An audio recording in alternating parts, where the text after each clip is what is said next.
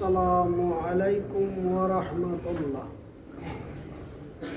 ইন্নাল হামদালিল্লাহি নাহমাদুহু ওয়া নাস্তাঈনুহু ওয়া নাস্তাগফিরুহু ওয়া নু'মিnu বিহি ওয়া নাতাওয়াক্কালু আলাইহি ওয়া নাউযু বিল্লাহি মিন শুরুরি আনফুসিনা ওয়া মিন সাইয়্যাতি আমালিনা মান ইয়াহদিহিল্লাহু ফালা মুদিল্লা লাহু ওয়া মান يضلله فلا هادي له ونشهد أن لا إله إلا الله ونشهد أن محمدا عبده ورسوله. أما بعد أعوذ بالله من الشيطان الرجيم. بسم الله الرحمن الرحيم. قاف والقرآن المجيد بل حاسب أن جاءهم منذرهم منهم فقال الكافرون هذا شيء عجيب أإذا متنا وكنا ترابا ذلك رجع بعيد قد علمنا ما تنقص الأرض منهم وعندنا كتاب حفيظ بل كذبوا بالحق لما جاءهم فهم في أمر مريض أفلم ينظروا إلى السماء فوقهم كيف بنيناها وزيناها وما لها من فروج والأرض مددناها وألقينا فيها رواسي وأنبتنا فيها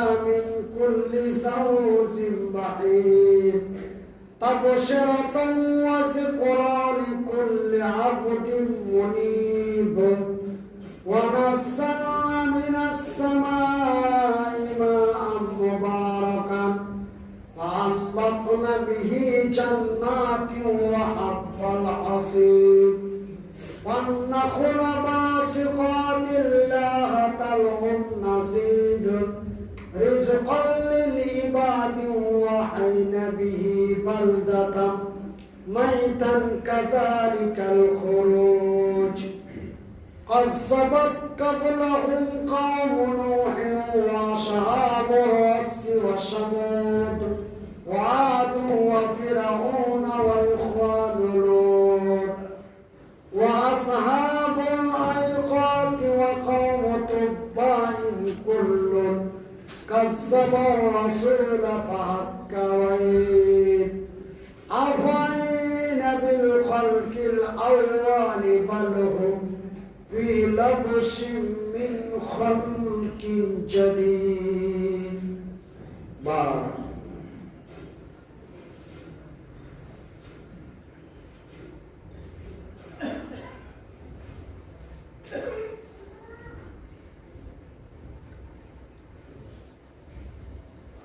إن الحمد لله وكفى والسلام على عباد الله الذين اصطفى.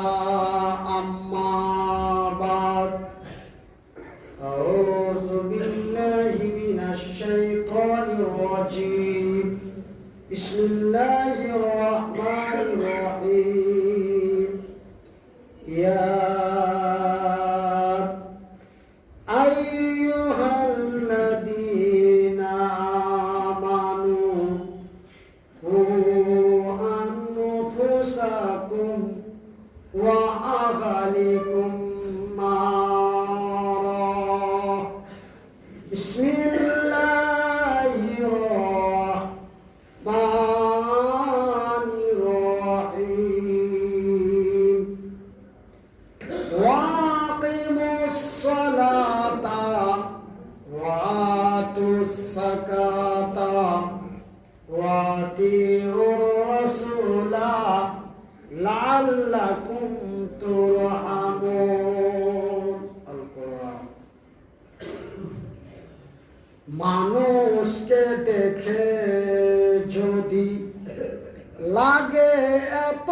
মানুষের ভয়, তবে আমরা বলবো দুনিয়াটা পশুদের, মানুষের দুনিয়া তো নয়।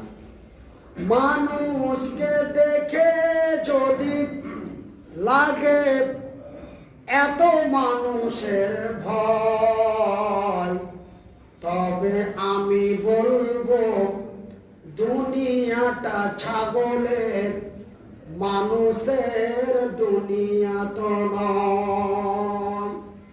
এই মরণ যদি না থাকিত, মানুষকে মানুষে খেত। এই মরণ যদি না থাকিত, মানুষকে মানুষে খেত। ব্যভিচারী অনাচারে দুনিয়াটা ভরে যেত। সমস্ত প্রশংসা ও সমস্ত তারিফ ওই মহান রব্বুল আলামিনের, সেই মহান আল্লাহ রব্বুল আলামিনের অশেষ দয়ায় আমরা আজকে পবিত্র জুমার দিন আমরা কাজ কর্ম ব্যবসা বাণিজ্য ছেড়ে দিয়ে আমরা এই পবিত্র জামে মসজিদে আউয়াল ওয়াক্তে উপস্থিত হতে পেরেছি। তাই সেই মাবুদের শুকরিয়া আদায় করে বলি আলহামদুলিল্লাহ। অতঃপর তার প্রিয়তম রাসূল দো জাহানের নবী নবী মুহাম্মদুর রাসূলুল্লাহ বলুন সাল্লাল্লাহু আলাইহি ওয়াসাল্লাম। আমার সম্মানিত মুসাল্লি ইকরামগণ ও এই মসজিদের ইমাম সাহেব, আমি মাওলানা মঈনুদ্দিন আপনাদের সুপরিচিত ভাই বা আপনাদের বক্তা। বিগত কয়েক বছর আগে আপনাদের এই মহিষুয়া গ্রামে আমি জালসা করার জন্য এসেছিলাম বা আপনারা আমাকে নিয়ে এসেছিলেন। যাই বা হোক, আমি পবিত্র আল কোরআনের মধ্য থেকে ছোট্ট দুটি আয়াত পাঠ করেছি। কেন? যে এই জুমার দিন, এই জুমার টাইম অতি গুরুত্বপূর্ণ টাইম। মানে এই সময়ের মধ্যে কোনো আলতু ফালতু কথা বলে সময় নষ্ট করা যাবে না। আউয়াল ওয়াক্তে নামাজে দাঁড়াতে হবে। তবে নামাজের পূর্বে খুতবা শোনা তা যতটা জরুরি, 2 রাকাত নামাজ পড়াটা ততটাই জরুরি। আমরা গতকালকে আমরা জোহরের নামাজ 4 রাকাত আদায় করেছি নাকি ভাই? আপনারা মুখ দিয়ে কথা না বললে একটু মাথা দিয়ে ইশারা করবেন, তবে আমার পরবর্তী কথাটা বলতে সুবিধা হবে। তবে আমরা গতকালকে 4 রাকাত জোহরের নামাজ আদায় করেছি, কিন্তু আজকে আমরা 2 রাকাত পড়ব। কেন? জুমার দিন 2 রাকাত নামাজ এই জন্য কমিয়ে দেওয়া হয়েছে যে আপনাকে আউয়াল ওয়াক্তে, অরিজিনাল টাইমে আপনাকে মসজিদে উপস্থিত হতে হবে। এই জন্য আমি মঈনুদ্দিন আমার শিক্ষা যোগ্যতা দিয়ে আমি যতটুকু লেখাপড়া করেছি, আল্লাহর কোরআন এবং নবীর সুন্নাত মোতাবেক জুমার দিন 2 রাকাত নামাজ পড়াটা যতটা জরুরি, জুমার নামাজের পূর্বে আপনাকে খুতবা শোনাটা ততটাই জরুরি। সেহেতু আপনাকে খুতবার আজানের পূর্বেই মসজিদে আসতে হবে। قال النبي صلى الله عليه وسلم নবী করিম সাল্লাল্লাহু আলাইহি ওয়াসাল্লাম বলেন, এই পবিত্র জুমার দিন কোন ব্যক্তি আল্লাহর বান্দা আউয়াল ওয়াক্তে চাষ টাইমে মসজিদের প্রথম কাতারে যে অংশগ্রহণ করতে পারবে, সেই ব্যক্তির জন্য আল্লাহ রাব্বুল আলামিন এমন একটি সওয়াব রেখেছেন। আমার দয়ার হাবিব বলেন, একটি উট দান করে যতগুলি নেকি পাওয়া যায়, এতগুলি নেকি আল্লাহ রাব্বুল আলামিন ওই বান্দার নেকির খাতায় আল্লাহ রাব্বুল আলামিন লিখে দেয়। জোরে বলি আলহামদুলিল্লাহ।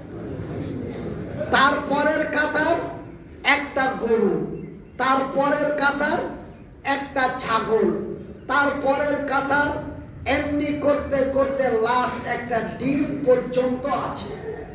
তবে আপনাকে খুতবার আগে মসজিদে আসাটা কতটাই লাভবান বা উত্তম, যে এতটা সওয়াব।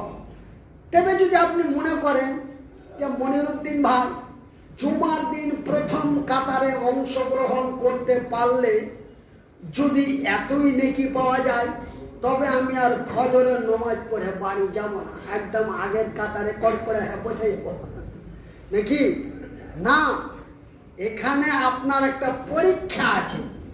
আপনি ফজরের নামাজ পড়ে আপনি বাড়ি চলে গেলেন, বাড়িতে যাওয়ার পরে আপনি আল্লাহ তার রসুলের বিধানকে ভুলে গেলেন, দুনিয়াবি কাজে ব্যস্ত হয়ে গেলেন, আপনি আর আউয়াল টাইমে আসতে পারলেন না। এই জন্য বলা হয়েছে যে জুমার দিন সর্বপ্রথম আউয়াল ওয়াক্তে জাস্ট টাইমে যেই ব্যক্তি জুমার খুতবার পূর্বে মসজিদের প্রথম কাতারে অংশগ্রহণ করতে পারবে, তবে আমাকে টাইমে আসতে হবে ভাই, আনটাইম হলে চলবে না। কিন্তু আমরা এই জুমার খুতবাটাকে অনেকে আমরা গুরুত্ব মনে করি না। এখন তো 11:30 বাজে, একটু ঘুমিয়ে যাই, একটু শুইতালি, মাঠ থেকে আসছি, খাইতে গেছি, একটু আরাম করে নি, আরাম করে নিয়ে ঘড়ি দেখছি, বুঝার মা বলছে জুম্মা যাবে না, যে টাইম আছে এখানে 11:30 হইল। এই যাচ্ছি যাব যাচ্ছি যাব যাচ্ছি যাব করতে করতে ও মামুর বাটা এমন একটা টাইমে মসজিদে এসে ঢুকলো যে 1 রাকাত নামাজ শেষ, 1 রাকাত নামাজ শেষ, দ্বিতীয় রাকাতে এসে কোন রকম জামাতটা ধরে। আপনার এইভাবে জুমাতে আসা চাইতে না আসাটাই উত্তম। আপনি বাড়িতে বা পরে আপনি জুমার মসজিদে বা আপনার ওয়াক্তিয়া মসজিদে আপনি 4 রাকাত নামাজ আদায় করবেন। কিন্তু আমার ভাইয়েরা, জুমার খুতবা শোনা যতটা জরুরি, 2 রাকাত নামাজ আদায় করাটা ততটাই জরুরি। এবার ইমাম সাহেবের উপরে যে দায়িত্ব, যে ইমাম সাহেব খতিব সাহেব বক্তব্য তাকরীর করতে করতে করতে করে জুমার দিন উত্তমময় দিন, নেকির দিন, তবে চালিয়ে যায়, মানুষকে হাদিস কোরআনের কথা শুনিয়ে যায় না। আপনাকে জাস্ট টাইমে, ঠিক টাইমে আপনাকে ছাড়তে হবে। এই যে আপনাদের মসজিদের সামনে একটা ঘড়ি রাখা অত্যন্ত দরকার। কেন? যে খতিব সাহেব আলোচনা করবে, ও ডানে বামে ঘড়ি টাইম হতো ওয়া টাইম হয়ে যেতে পারে। সেহেতু সামনে দেওয়ালে যদি একটা ঘড়ি থাকে, তবে সে ঠিক টাইমের মধ্যে খুতবার আলোচনাটা শেষ করতে পারবে। যাই বা হোক, আমি আর ওই দিকে কথা না বলে, আমি মনিরুদ্দিন আপনাদের ভাই, আপনারা আমার ভাই। যদিও আমার বাড়ি বাঙ্গালের হরিশ্চন্দ্রপুরে হয়, তবুও আমি আপনাদেরই ভাই। আমি আপনাদের ভাই হিসাবে একটা কথা আপনাদের বলে যাই, আল্লাহ রাব্বুল আলামিন তার পবিত্র কোরআনের মধ্যে সুন্দর করে বলছেন, বিসমিল্লাহির রহমানির রহিম, ইয়া আইয়ুহাল্লাযীনা আমানু কু আনফুসাকুম ওয়া আহলিকুম নারা। আইমানওয়ালো রে বিশ্বাসী গুণেরা, ইয়া আইয়ুহাল্লাযীনা আমানু, আইমানওয়ালো তুমি বাঁচো, তুমি বাঁচো, তুমি বাঁচো এবং তোমার আহাল পরিবারদের বাঁচাও। তুমি বাঁচো এবং তোমার আহাল পরিবারদের বাঁচাও। কোথা থেকে বাঁচাও? কোন জায়গা থেকে বাঁচাও? ওই রাস্তাতে অ্যাক্সিডেন্ট হয়ে মরে গেছে ওখান থেকে না, না খেয়ে মরে গেছে খাওয়ার দিয়া না, লাইনে ধরে মরে গেছে ওইখান থেকে বাঁচাও না। তবে কোনটা থেকে বাঁচাবো জীবনের ভাই? তো কোথা থেকে বাঁচাও? আল্লাহ রাব্বুল আলামিন বলেন নারা, ওই কঠিনময় জাহান্নামের আগুন থেকে বাঁচাও।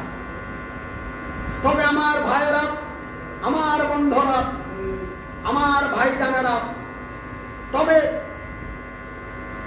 জাহান্নাম এবং জান্নাত এই দুটো জায়গা।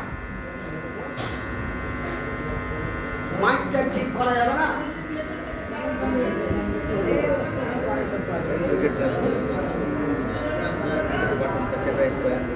দুটা জায়গা।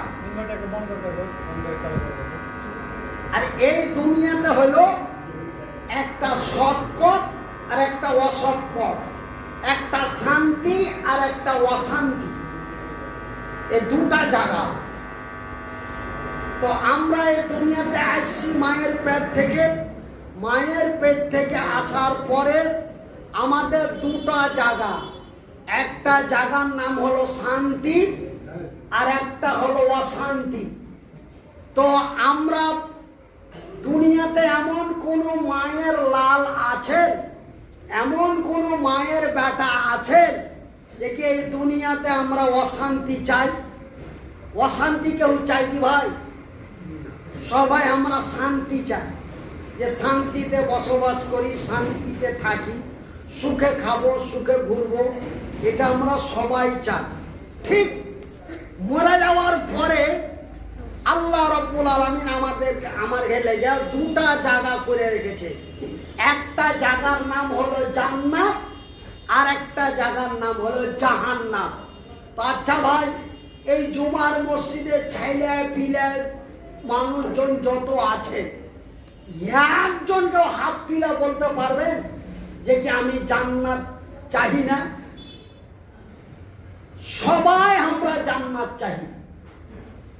যে নমাজ পড়ে না, ওকে যদি বলেন না হবে তুই যে নমাজ পড়িস না, রোজা করিস না, এত মদ দারু খায়া বদমাশি করে বেড়াচ্ছি, তুই কি মরবি না? তুই যে মরার পরে জান্নাত চাইস না জাহান্নাম চাইস? ওই এক কথা দিয়ে কইবে আমি জান্নাতে যেতে চাই। আমার ভাইয়েরা, যার ঘের লাগে জাহান্নাম হারাম করা আছে, ওরাকে বলা হয় গায়র মুসলিম। আর আমরা আমার গে সাধারণ ভাষায়, ভাটিয়া ভাষায় বলি যে হিন্দু। তো ভাইরা আমার, হিন্দু হলো একটা জাতের নাম, হিন্দু একটা জাতের নাম। আমরা যেমন একটা জাত, আমার গে জাতের নাম হলো, আমরা হলো মুসলিম জাত, মানে হারা মুসলমান জাত। আর একটা আছে হিন্দু জাত, ওটাকে বলা হয় গায়র মুসলিম। তবে গায়র মুসলিম বলতে হিন্দু, গায়র মুসলিম বলতে ইহুদি, নাসারা, এরকম করতে করতে অনেক জায়গা আছে। তবে একজন খ্রিস্টানকে যদি বলেন, খ্রিস্টান, এটাও খ্রিস্টানও হলো অমুসলিম, তো একটা খ্রিস্টানকে যদি বলে যে হাজি ভাই, তোমরা যে আল্লাহকে বাদ দিয়ে ঈসা নবীকে তোমরা আল্লাহ বলে মানছো, তো তোমরা জান্নাত যাবে না? তাহলে আমরা তো স্বর্গে যাওয়ার লেগে এত গালা করছি, তবে জান্নাত সবাই যেতে চায়, কেউ চায়। একজন বেঈমান ও বলে হে আল্লাহ তুমি আমাকে জান্নাত দিও, তবে জান্নাত এমনই কি জিনিস ভাই যে আমরা সবাই জান্নাতে যেতে চাই। সুবহানাল্লাহ। জান্নাত আমরা খালি শুনেছি, আমরা খালি জান্নাত আছে, আল্লাহ জান্নাত আমার লেগে বানিয়ে রেখেছে, এটা আমরা শুনেছি, কিন্তু কেউ দেখেছি কি? কেউ দেখেছি কি ভাই? দেখি। আমরা জান্নাত কেউ দেখিনি, এবং জান্নাতের কথা আমরা আলেম ওলামার মুখে শুনেছি, আর কোরআন হাদিসের মধ্যে পড়েছি জান্নাত। তবে জান্নাতে সবাই চাইতে চায়, তবে জান্নাত এমনই কি জিনিস। তবে আমার ভাইরা, আল্লাহর আকাশের নিচে জমিনের ওপরে আল্লাহ রাব্বুল আলামিন এই মানুষের মতন এইরকম জীব, এরকম মাখলুক আল্লাহ রাব্বুল আলামিন মোটামুটি 20,000-এরও বেশি তৈরি করেছে। তো আল্লাহ রাব্বুল আলামিন জান্নাত এবং জাহান্নাম কোন কুকুর, বিড়াল, ছাগল, গরু, মহিষ, হাতি, চতুষ্পদ জন্তু, কীট পতঙ্গ, এর ঘেলে আল্লাহ জান্নাত তৈরি করেন। জান্নাত তৈরি করেছে শুধুমাত্র একমাত্র দুটা মাখলুকের জন্য। আল্লাহ জান্নাত তৈরি করেছে দুটা মাখলুক। একটা মাখলুকের নাম হলো জিন, আর একটি মাখলুকের নাম হলো ইনসান। এই জিন এবং ইনসান ছাড়া অন্য কোন ব্যক্তিকে আল্লাহ জান্নাতে পাঠাবেন না। জিন এবং ইনসান ছাড়া অন্য কোন মাখলুককে আল্লাহ জাহান্নামে পাঠাবেন না। জাহান্নাম তৈরি করা হয়েছে এই দুনিয়ার মানুষের জন্য, জান্নাত তৈরি করা হয়েছে এই দুনিয়ার মানুষের জন্য।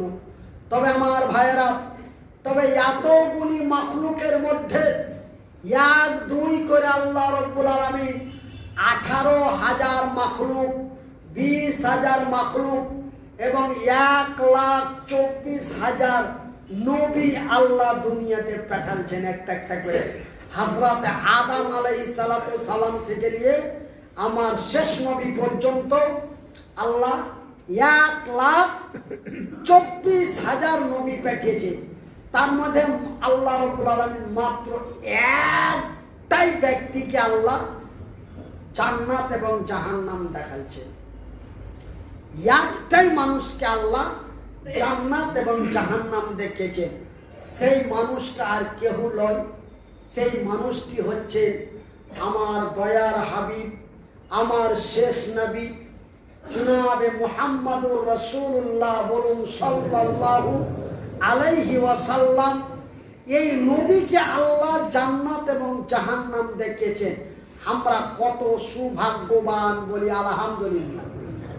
আমার ভাইরা, আমরা হলাম ভাগ্যবান উম্মত, আমরা অতি ভাগ্যবান আল্লাহর বান্দা যে হযরত আদম আলাইহিস সালাম থেকে নিয়ে হযরত ঈসা আলাইহিস সালাম পর্যন্ত কোন নবীকে আল্লাহ, কোন ব্যক্তিকে আল্লাহ জান্নাত এবং জাহান্নাম দেখায়নি।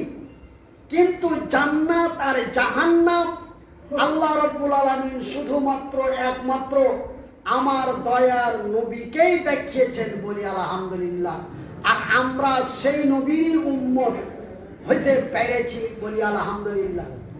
জানেন, খবর আছে আপনার কাছে, আপনার এই কাটিহার জেলার বড় বড় সাইকেরা, বড় বড় আলেমেরা আপনার আগে কোনদিন বলেছে যে আল্লাহ রব্বুল আলামিন আমার নবীকে কেন জান্নাত দেখালেন এবং জাহান্নাম দেখালেন? এই জন্য জান্নাত এবং জাহান্নাম দেখালেন যে জান্নাত অতি আনন্দের জায়গা এবং জাহান্নাম অতি খাতারনাকময় জায়গা। আমার নবী যেন জান্নাত জাহান্নামের কথা তার উম্মতিদেরকে খুলে খুলে বলতে পারে, গ্যারেন্টি দিয়ে বলতে পারে, এবং আমার নবীর উম্মতেরা যেন জাহান্নামের কঠিনময় আযাব থেকে বেঁচে যেন আনন্দর জান্নাতে যেতে পারে। এই জন্য আল্লাহ রাব্বুল আলামিন আমার দয়ার নবীকে জান্নাত এবং জাহান্নাম দেখিয়েছেন। একদিন আমার নবী মক্কার মাটিতে আল্লাহর জিকিরে তসবিতে মগ্ন আছেন।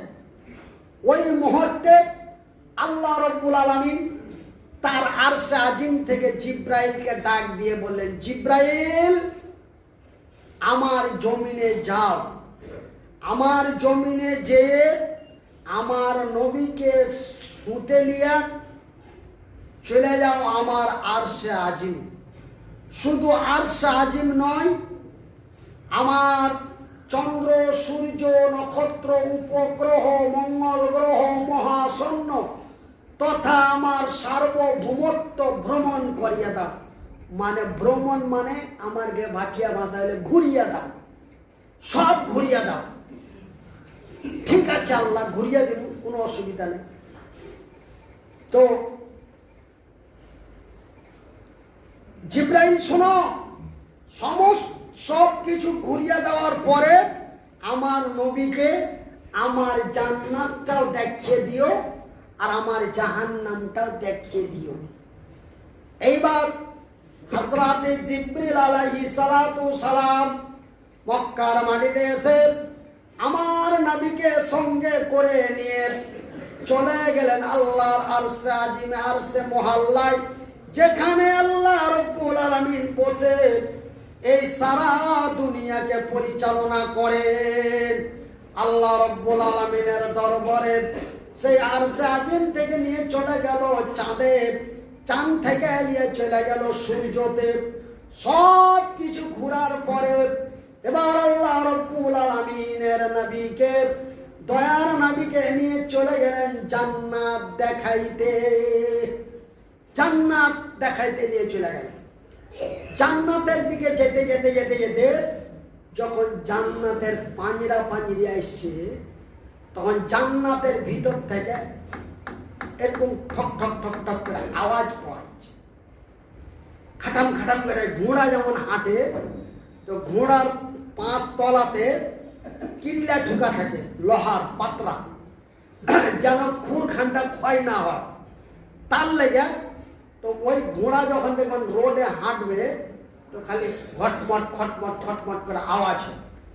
তো এরকম একটা খটমট খটমট করে আওয়াজ আল্লাহ নবীর কানে আসছে। তখন আল্লাহ নবী খাড়িয়ে গেছে, খাড়িয়ে কইছে, জিব্রাইল,